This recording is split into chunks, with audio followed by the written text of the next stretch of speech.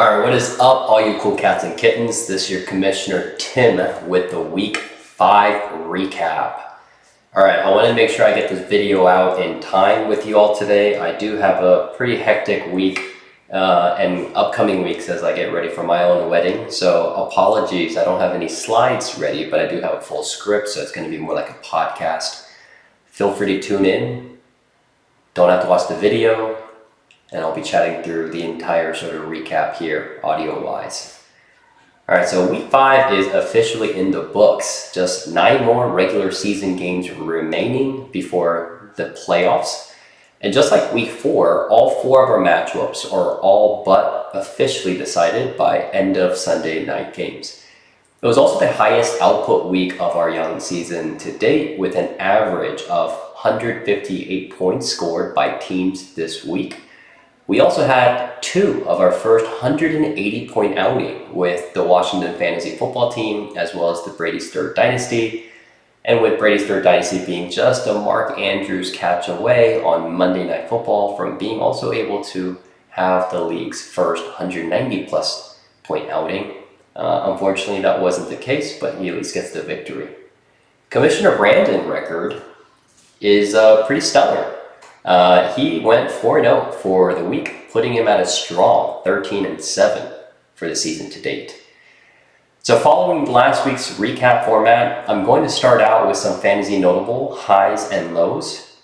And I'll start out with the positives. There were lots of highlights this week, corresponding with the incredible amount of scoring we've witnessed across all 8 teams. So I'll try to go through this fast.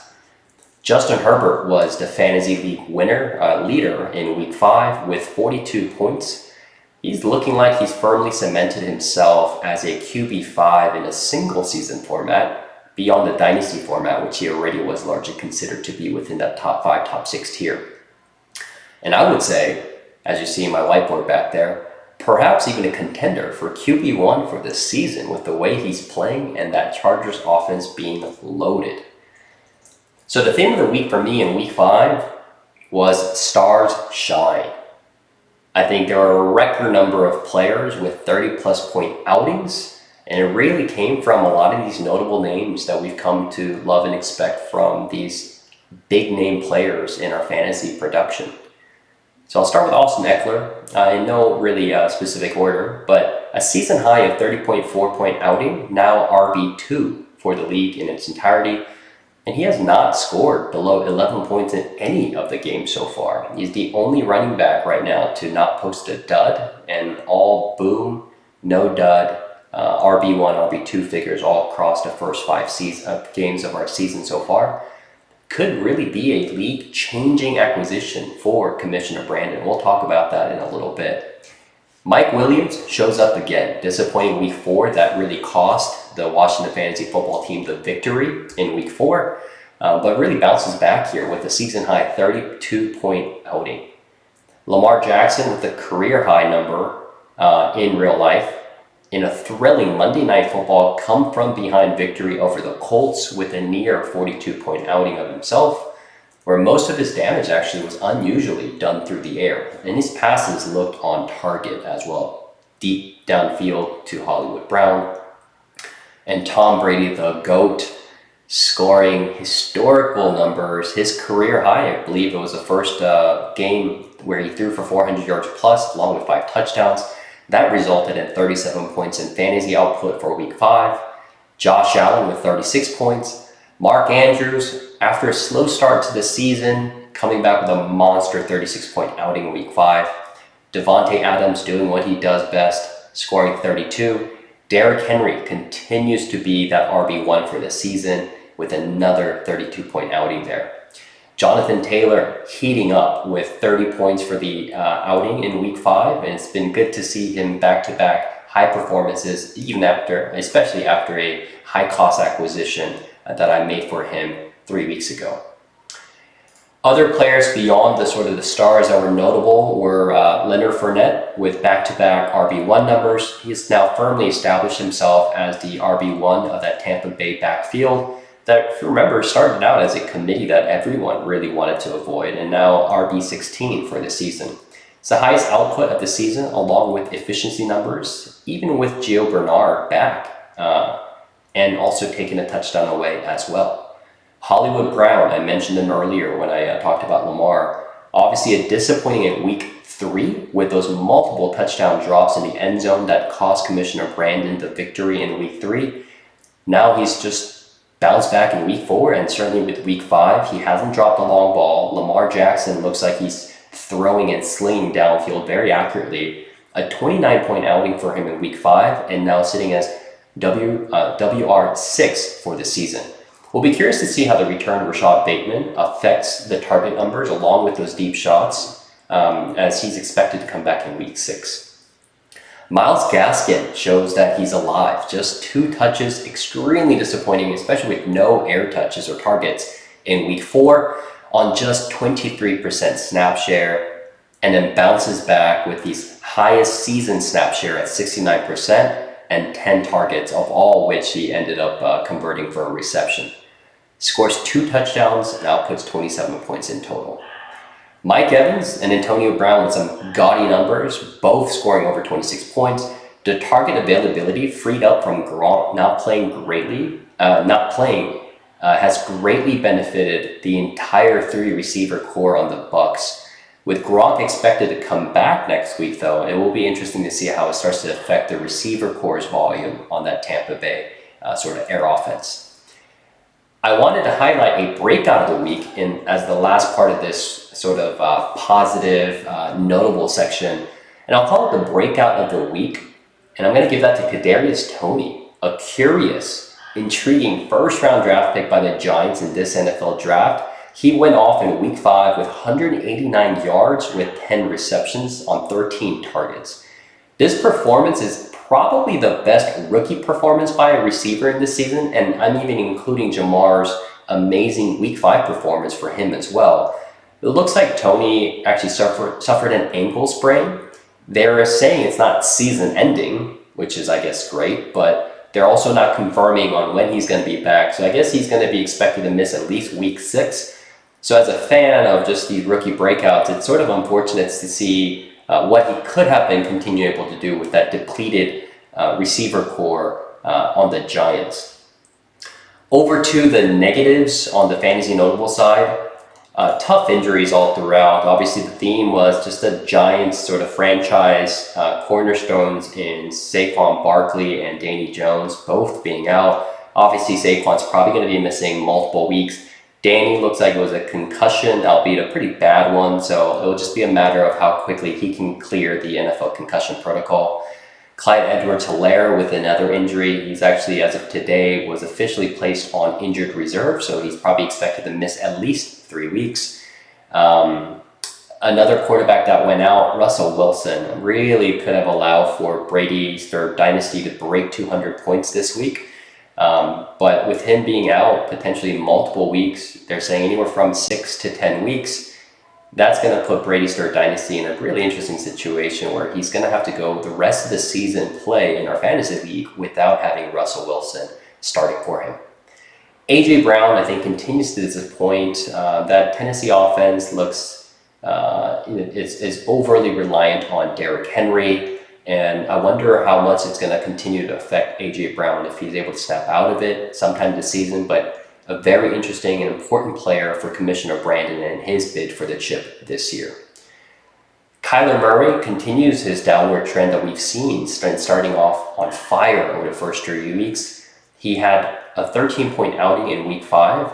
He's an MVP candidate in real life, leading his Cards to a 5-0 start, but last week really showed those wins aren't always going to reflect Kyler's fantasy numbers or performance there. Last player that I'll mention is Derek Carr, also coming down to earth along with that entire Raiders offense. I think further concerns remain on Derek Carr, especially with the resignation of head coach John Gruden that we all were shocked by yesterday's news. All right, so that's a lot of notable players from week 5.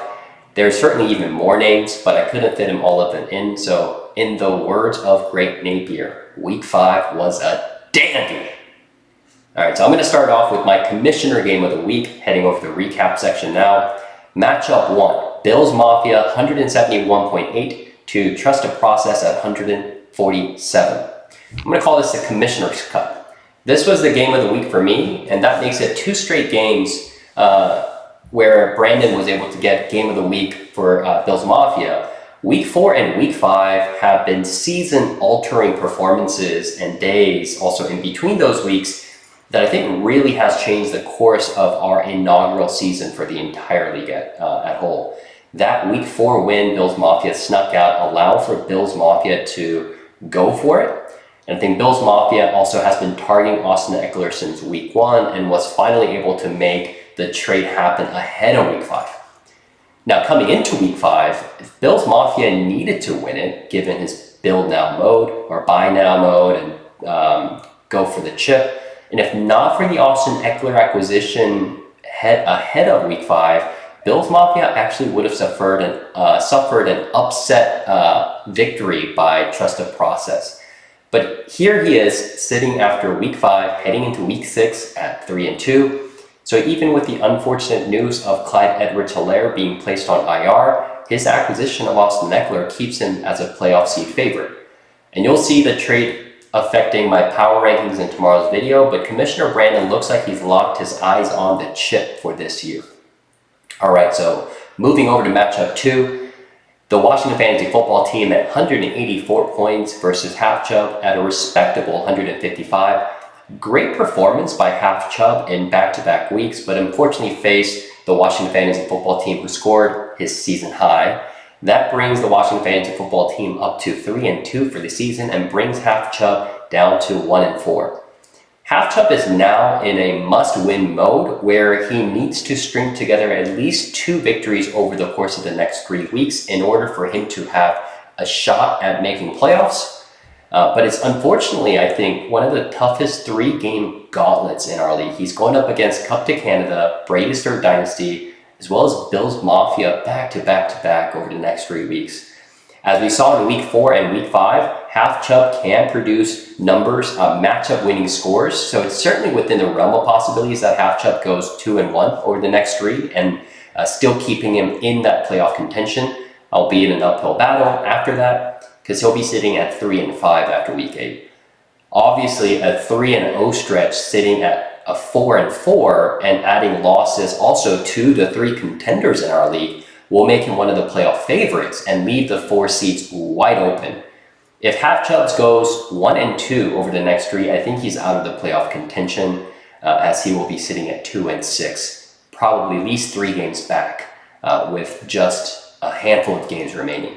Again, the next 3 games will be an incredibly important series of matchups for Half Chubb, but the pieces and the narratives are all there for him.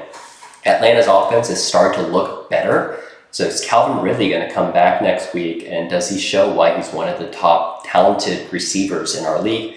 Can Derek Carr go back to his high-performance start and his good start in the early weeks of the season?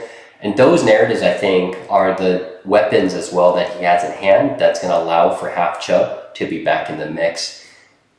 Matchup 3, Cup to Canada at 171.3 versus Ben over at 131.7. So this makes it 2 straight for Cup to Canada. Remember, he bet me $6 he'd win 5 straight, so he's got 3 more to go. And Eve's team is strong. We know this. It's reflected in my power rankings, but his QB2 play is something he needs to figure out if he's going to really get himself the highest potential at winning the chip this year. Over to Ben. Ben's now standing in the more interesting situation here. So I'll spend some time on this one. Ben's now sitting at 3-2 after losing 2 straight.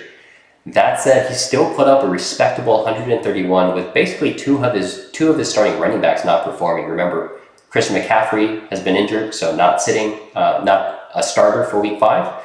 Then Chris Carson's late injury designation just 2 hours before the kickoff unfortunately had Chris Carson left on the starter squad, especially with Ben right now in Germany for the time being. So we are seeing his players perform, and sitting at 3-2, Ben is firmly still obviously within the playoff seeding battle. Christian McCaffrey is expected to come back this week. But similar to Half Chubb, I think the next 3 weeks is really going to be crucial for Ben. That said, I think given his record, it's not going to be some must-win or go-home kind of thing. But he's got the Washington Fantasy Football Team coming up this week, and then a very winnable matchup against Trust the Process the week after, and then he's got Chota. So I think I see a relatively easy path for him to get at least 2 wins in the next 3 seasons. And I think he's got a chance to potentially win all 3 as well, especially with the healthy Christian McCaffrey coming back this week when he faces the Washington Fantasy Football Team. I mean, if Chuba Hubbard can score 13 points, then Christian McCaffrey is going to be putting up his obvious 20-plus point outings. But here's where it gets really interesting. Let's say that Ben goes 2-1. He's going to be sitting at 5-3. And I think that locks Ben in as a playoff seeding favorite, certainly one of those 4. But let's say that Ben goes, if he's going 2-1, then every single week after the week 9, those 3 matchups are against other playoff battling teams. And the favorites right now for this seed. So it's certainly going to be a battle. That said, week 14 for Ben is a matchup against Trust the Process. So I do think that this season is going to be in for a wild ride in terms of playoff seeding. And it has a very possible scenario where the seeding gets decided after week 14. I'm going to move over to matchup 4, Brady's third dynasty with a league high 189.82 versus Chota at 118.96. So Brady's third dynasty is now sitting at top of our league all by himself at 4-1. As he takes the sole lead position, he also does it in a statement victory, putting up almost 190. And like I said earlier, if it wasn't for Russell's injury in mid-game, Brady's third dynasty would have easily scored 200 points this week. Also a shrewd pickup of Alexander Madison. That was going to allow him to not really have to worry about Dalvin Cook's injury or health situation through the rest of the season as much. But with Russell out for likely the remainder of our regular season in the league, Ryan will need to make moves in a quarterback 2 market that is looking like it's going to be heating up. We've got some playoff favorites that is having a gap at that QB2 position. And with Ryan now back into the market, searching for his own QB2, I think it's going to be really, really interesting. That said, I do think Ryan's roster is strong enough to clinch the playoff seeding regardless, as he's got Carson Wentz potentially stepping up for him in QB2. Carson Wentz also had a pretty nice week 5 as well. But obviously Russell's injury is big, right? And even if he returns in, let's say, week 15, which is the first week of playoffs, is he back to normal? Will he get the same passing attempts? Or will Ryan even take the gamble of starting Russell Wilson when he comes back for the first week of playoffs without really seeing how he's going to perform? And after week 15, assuming Ryan is able to win, will there be enough signs in week 15 on Russell's performance to allow Ryan to decide who he starts in week 16 for championship matchup? So these are large questions at the most important position of our 2 quarterback format league. I will be reflecting on this in the power rankings tomorrow. Brady's third dynasty obviously had the highest output total for this week. He's still definitely a contender favorite for sure, but I think this injury is a bigger impact than what a lot of our managers may think. Over to Chota. Chota now sits at 2-3. After winning 2 straight, he's lost 2 back-to-back. I do think Chota is in a tough situation where he needs to win out at least 2 of the next 3 for him to stay in this playoff conversation. And that's especially tough with Saquon being out again. Devontae Booker, although filled in admirably in week 5 in relief of Saquon, but even assuming Booker fills in with RB2 numbers, Chota is still going to need to get reliable numbers from either Gaskin or Edmonds or both. But Edmond had his first dud of the season in week 5, and while Gaskin is coming from his own dud in week 4, he also put up his season high while sitting on the bench. So I think the road ahead is tricky, but Chota may be able to stay off player contention throughout the season. There are certainly players and narratives that will allow him to do that, especially sitting at 2-3. Overall, now taking a look at the current standings and thinking about my predictions for the rest of the season, I've been thinking that the playoff cutoff line will likely be a 7-7. Now I think the cutoff line for the 4 seed is looking more like it's likely to be at 8-7. 8-6. So we are in mid-season, boys. The race for playoffs is heating up. That does it for Week 5 recap. Look forward to the power ranking videos coming out tomorrow. Good luck in Week 6, boys. See you Thursday, Saturday, Sunday, and Monday. And I'll see you Saturday if you want to. Peace.